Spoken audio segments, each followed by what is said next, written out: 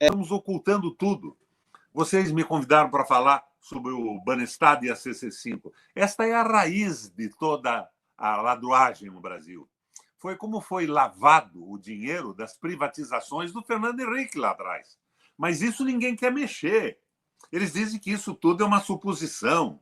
O meu amigo Zé de Santos que é lenda urbana.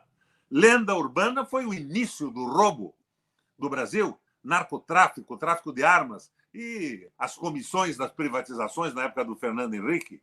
Então, você veja, nós estamos sem uma crítica aprofundada da situação em que vivemos e sem uma proposta de superação. Agora, o desastre está avançando. O coronavírus acelerou a velocidade do desastre. De janeiro a março, 1,5% sem coronavírus, já tínhamos perdido do produto interno bruto. Então, nós estamos sem uma voz real de oposição e todo mundo querendo se acomodar. Eu vejo lá, o Dino propõe uma aliança ampla com o Bolsonaro para retomar o emprego. É claro que ele sabia que o Bolsonaro não queria aliança nenhuma com ele, que o jogo era o jogo da liberalização, mas eu leio isso como? É o Dino acenando para o eleitorado do Bolsonaro, que estará decepcionado com o fracasso do seu governo, e dizendo o seguinte: olha, eu não era contra o candidato de vocês, eu tentei ajudar. Ele quer herdar a decepção do desastre. O Ciro, por outro lado, quer herdar a decepção com o PT, com a corrupção que abalou a estrutura da República, que não era, evidentemente, só do PT, mas era também do PT, parcialmente. Tem gente muito boa também, você sabe disso. Eu sei, a minha posição, inclusive, no impeachment revela a minha prática, é a prática, o critério da verdade, eu ajo como eu acredito. Então, nós estamos sem horizonte, mas a ocultação das revelações da CC5 é uma coisa bárbara. Isso mostra um acordo, uma frente ampla entre o capital e os esquerdistas ou liberais tokenistas, que não tem nada a ver com o povo, mas tem projeto de poder. Vamos falar, então, senador, da questão da CC5. O senhor deu uma entrevista para a Associação dos Engenheiros da Petrobras falando disso. Por que isso é crucial hoje para o Brasil? E o tamanho desse escândalo? Quem que está nele? Quem faz parte dessa lista? E por que ela está sendo abafada, na sua opinião, senador? Bom, eu fiz a denúncia da CC5. Eu sucedi o Álvaro Dias aqui no governo do Paraná e, de repente, o presidente do Banestado me disse que estava em Foz do Iguaçu e que tinha constatado a saída de quantias fantásticas em dólar, em reais, pela CC5, Carta Circular número 5, que era uma autorização do Banco Central para que brasileiros não residentes mandassem dinheiro para o exterior. E ele notou que eram laranjas que mandavam em boa parte.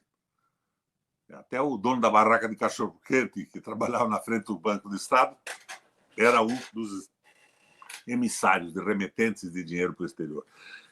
Eu determinei que o presidente do banco fizesse uma denúncia, ele fez ao Ministério Público, à Polícia Federal, isso começou, e puseram o Castilho nessa investigação, o delegado Castilho. Ele foi para Nova York procurando o destino do dinheiro. Porque quando você manda através de um laranja, ninguém sabe quem mandou.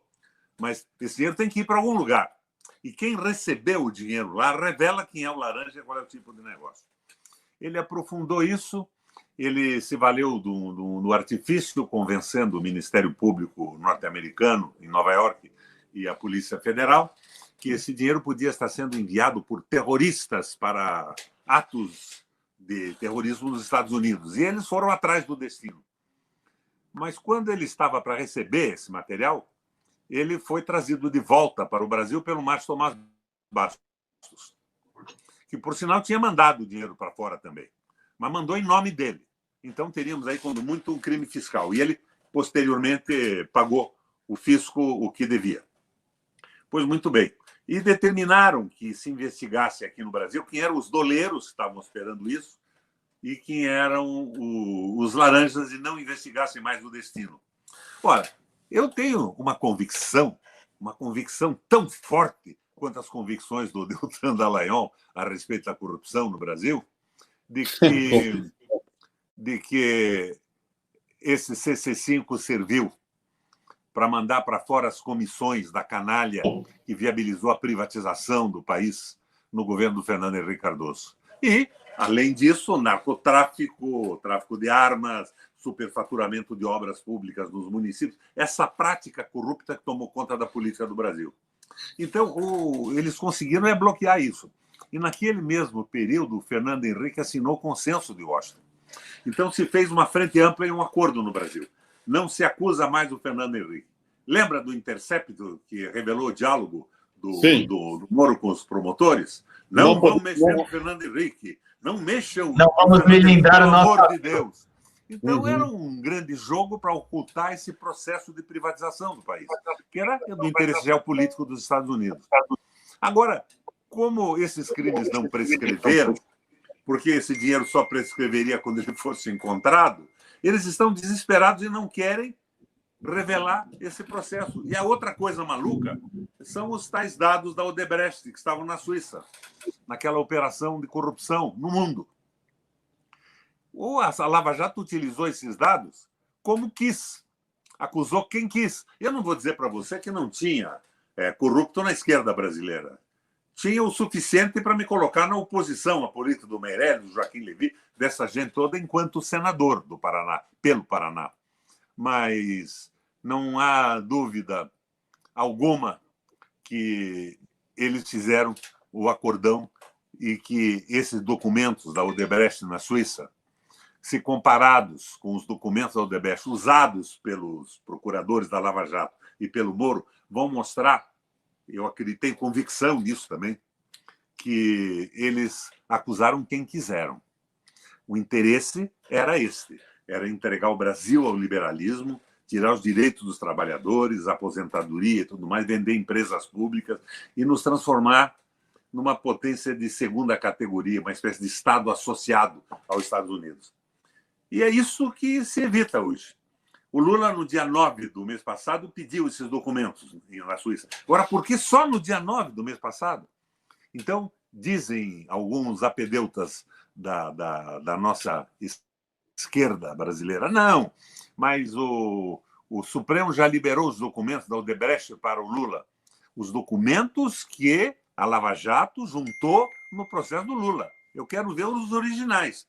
Daí nós teremos a comparação. Quem está nos originais? Eu já vi notícia nos jornais que entre os dados contidos no documento enviado para o Supremo tinham 106 juízes.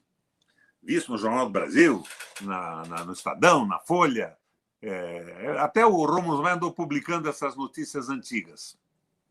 E eles dizem, então, que estava completo, que não precisa comparar. Precisa comparar, sim, para a gente ter consciência do que aconteceu e qual foi a motivação desse jogo maluco de condenar ladrões, e eu acho que muitos ladrões foram condenados, nacionalistas e ligados com certa identificação popular, sensibilidade social, e entregar para esses atletas que se reuniram com o Bolsonaro ontem,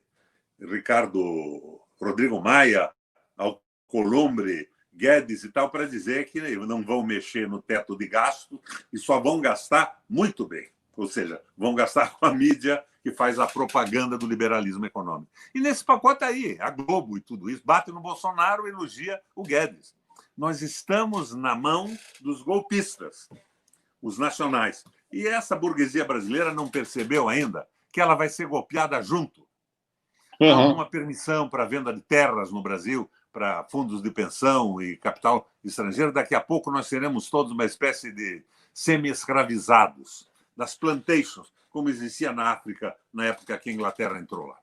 E quando saíram, não sobrou nada, só miséria. Senador, por que o Zé Dirceu diz que essa lista VIP da Odebrecht é lenda urbana?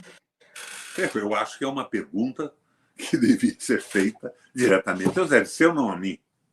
Na sua opinião, por quê? Não sei. Não sei. Não sei. Eu acho que essa lista, que parece que, em parte, está no Senado, que eram 155 bilhões de dólares que tinham sido mandados para fora, estava em documentos que o o Vladimir Aras e alguns parlamentares foram buscar, até tem um parlamentar, doutor Hélio, que eu não conheço, que já disse que estava lá quando recebeu os documentos. Ela não Hélio foi... Filho. Ela não Hélio foi... Filho, né? Ela não foi revelada para a própria comissão da CPI e não foi anexada aos documentos que o Moro mandou para o Supremo. Tudo indica que estamos diante de, como diria o Naine, como chamava o nosso Dallagnol, de uma maracutaia safada para criminalizar um partido popular que não era perfeito, que errou muito, acertou por tantas outras vezes, e entregar o Brasil ao liberalismo econômico.